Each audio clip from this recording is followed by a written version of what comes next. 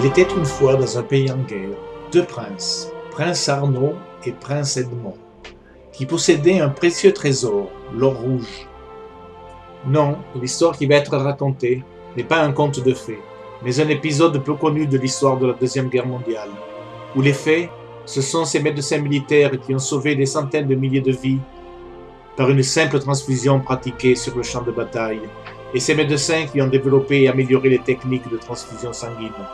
Parmi ces médecins, nos deux héros, Arnaud Tsang, l'Ashkénaze parisien, et Edmond Benamou, le séfarade d'Alger. Ces deux médecins avaient été démis de leurs fonctions en tant que médecins juifs par Vichy et ses lois raciales. Ils avaient connu les horreurs de la Première Guerre mondiale en tant que jeunes médecins militaires. Tsang, affecté à une ambulance chirurgicale sur le front, et Benamou, engagé volontaire, qui se distingua à la bataille de Verdun en organisant le service de santé de son régiment. Tous les deux seront décorés et prendront conscience de l'importance capitale de la transfusion sanguine, d'urgence et de l'hématologie. Tous les deux, par leur personnalité exceptionnelle, leur charisme et leur parcours, marqueront l'histoire de l'hématologie et de la transfusion sanguine. On ne peut pas parler de transfusion sanguine sans citer notre médecin d'origine juive, sans qui la transfusion ne serait qu'une loterie entre la vie et la mort. Il s'agit de Karl Landsteiner, né en 1868 à Vienne, le découvreur des groupes sanguins A, B et O en 1901. Il recevra le prix Nobel en 1930.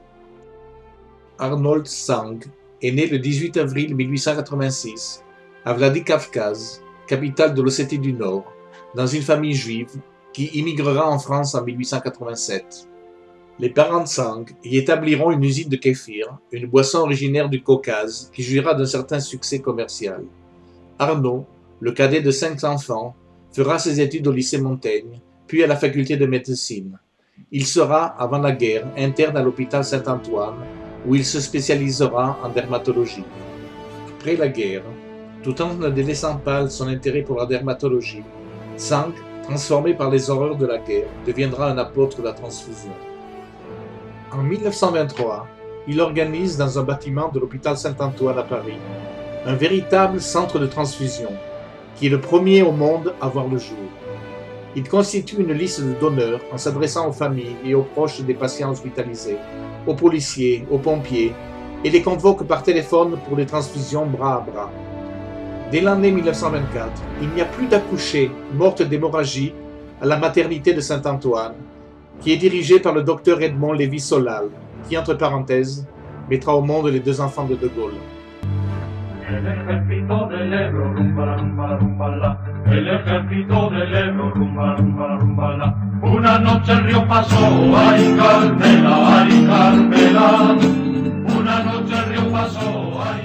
La guerre d'Espagne, durant laquelle les républicains créèrent pour la première fois une banque de sang, apportera à Tsang, militant actif de la cause républicaine, la preuve de l'importance essentielle du sang conservé.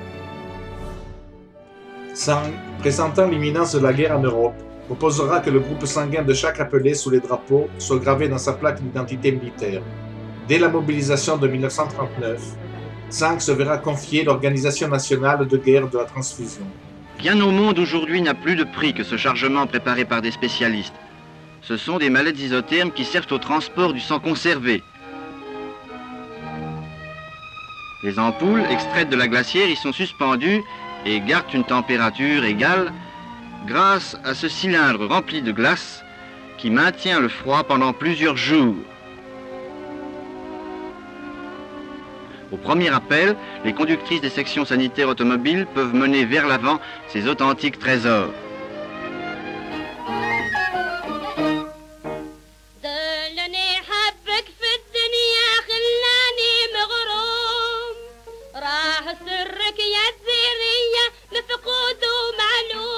De son côté, à Alger, Edmond Benamou, titulaire de la Croix de guerre et de la Légion d'honneur, est professeur agrégé des maladies tropicales et d'hématologie. Il s'est mis au service de la transfusion sanguine pour les mêmes motivations que Tsang. En 1940, prévoyant la suite de la guerre, il crée en secret et avec l'aide de ses élèves, dans le sous-sol de son service à l'hôpital Mustapha, le centre de transfusion de la défense passive, qui deviendra en 1942, après le débarquement américain, le centre de transfusion des forces françaises libres. En 1944, Tsang, qui avait dû fuir la France et avait trouvé refuge au Chili, se joint à l'équipe de Benhamou à Alger. Cet épisode est relaté dans un récent documentaire diffusé sur la chaîne France 3, L'Or Rouge, la bataille du sang, réalisé par Philippe Baron et Mirabel Fréville, qui retrace l'histoire de la transfusion sanguine à travers le témoignage restitué d'Herbert Stern, un hématologiste juif allemand exilé outre-Atlantique pour fuir le nazisme et qui rejoindra l'armée américaine. Choqué qu'en Amérique, l'on refuse de mêler le sang des donneurs blancs et noirs, il sera en admiration devant les réalisations du professeur Benhamou dans son centre d'Alger, où l'on ne fait aucune différence entre le sang des donneurs, qu'ils soient arabes, juifs ou autres. Je croyais débarquer en Europe, et je me retrouve en Afrique du Nord, à Alger. À l'hôpital Mustapha, je rencontre les professeurs Edmond Benhamou et Arnaud Tsang, deux hommes encore plus passionnés par l'hématologie que moi. Tsang est un pionnier de la transfusion en France. Il en a été le patron incontesté pendant l'entre-deux-guerres. On se découvre d'autres points communs. Comme moi, ils sont juifs et ont été interdits d'exercer, eux par le régime de Vichy. À Alger, dans la clandestinité, Benhamou a créé un centre de transfusion très ingénieux. Faute de matériel, il fait fabriquer des ampoules en verre par un maître verrier et les aiguilles des seringues par un bijoutier de la Casbah.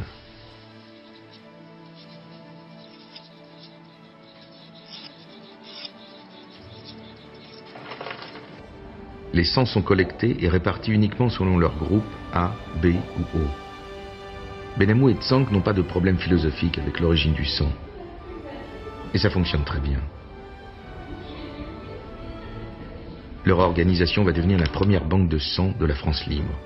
Pendant la durée de la guerre, 12 promotions de réanimateurs transfuseurs seront formées par le centre d'Alger, qui, répartis en équipes, partiront sur les fronts de Tunisie, d'Italie et de Provence. Parmi les diplômés, transfuseurs et animateurs, on trouve Jean Dossé, futur prix Nobel de médecine, qui fera la campagne de Tunisie et le débarquement de Normandie. Et Marcel Bessis, juif tunisien, qui a dû interrompre ses études médicales dans le Paris de l'occupation et qui servira dans une ambulance de la campagne d'Italie.